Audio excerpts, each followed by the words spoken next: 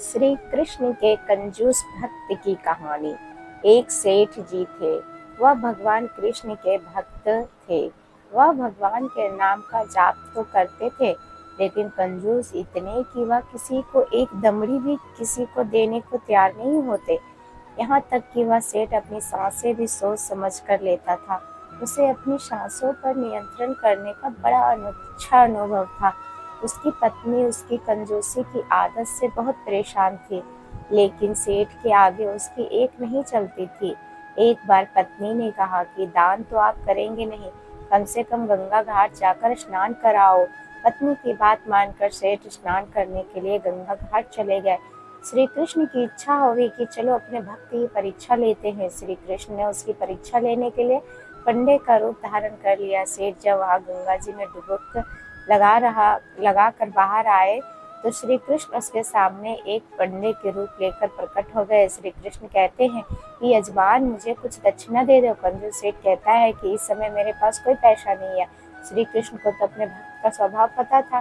श्री कृष्ण बोले, यमराज कोई बात नहीं, आप केवल मुझे कुछ दक्षिणा देने का संकल्प भर ले। सेठ मन में एक सिक्का दान देने का संकल्प करता है और सोचता है कि पंडे को कौन सा मेरा घर पता है।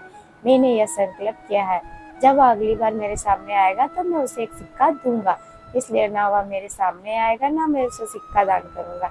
सेठ गंगा घाट से स्नान करके अपने घर लौट गए और विश्राम करने के लिए जैसे ही लेटे तो उसे नींद आ गई। कुछ समय पश्चात कोई सेठ के घर का दरवाजा खटखटाता है। सेठ की पत्नी बाहर आकर दिखती है तो भगवान श्री कृष्ण पंडे का रूप धारण कर खड़े होते हैं। श्री कृष्ण कहते हैं कि यमराज जी ने मुझे एक सिक्का दान देने का संकल्प लिया था, उनको सूचित कर दे कि मैं आ गया हूँ, इसलिए मेरा एक सिक्का मुझे दान कर दे। सेठ करोड़ी मन की पत्नी अपने पति से पूछती है, क्या आपने कोई संकल्प किया था? सेठ जी कहने लगे कि हाँ, सुबह एक पंडे को एक सिक्का दान देने का संकल्प लिया था। पत्नी बोली कि अब वह बाहर खड़ा है और अपना सिक्का मांग रहा है। सेठ जी हैरान, इसे मेरा पता कैसे पता चला?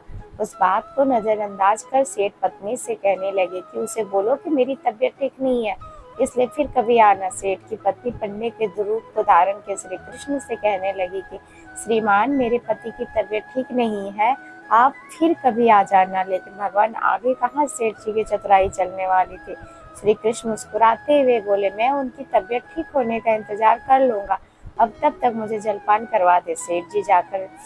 सेठानी जाकर सेठ जी को बताती है कि वह पंडा जलपान मांग रहा है। सेठ जी की चिंता और बढ़ गई कि अब यह एक सिक्के के साथ साथ जलपान का भी खर्चा करवाएगा। सेठ को एक उपाय सूझा। वह अपनी पत्नी से कहते हैं कि तुम उसे जाकर बोल दो कि मेरे पति का निधन हो गया। यह सुनकर वह वापस लौट जाएगा। सेठ की पत्नी कहती है कि आप क्या कह रहे हो? सेठ कहता है कि इस समय मुझे अन्य कोई रास्ता नहीं सूझ रहा है। उसकी पत्नी जाकर वह कह देती है कि मेरे पति निधन हो गया है। श्री कृष्ण तो अंतर्यामी सब जानते थे, मन ही मन मुस्कुराए और बोले कि देवी, मैं जाकर पूरे गांव में खबर कराता हूँ कि सेठ जी का निधन हो गया।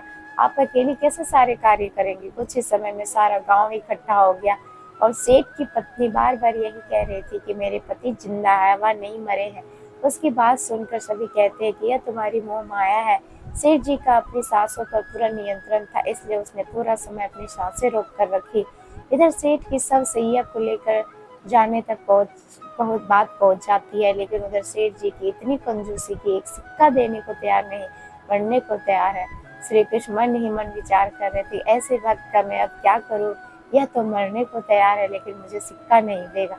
चलो मैं ही इसकी इच्छा पूर्ण कर देता हूँ। जब गांव के लोग अंतिम यात्रा के लिए सेठ जी को ले जाने की तैयारी बात करते हैं तो पंडे के रूप में श्री कृष्ण गाँव वालों से कहते हैं कि मुझे सेठ के कान में कुछ कहना है। गाँव वाले कहते हैं, कह लो भैया, वैसे भी वह मर गया है।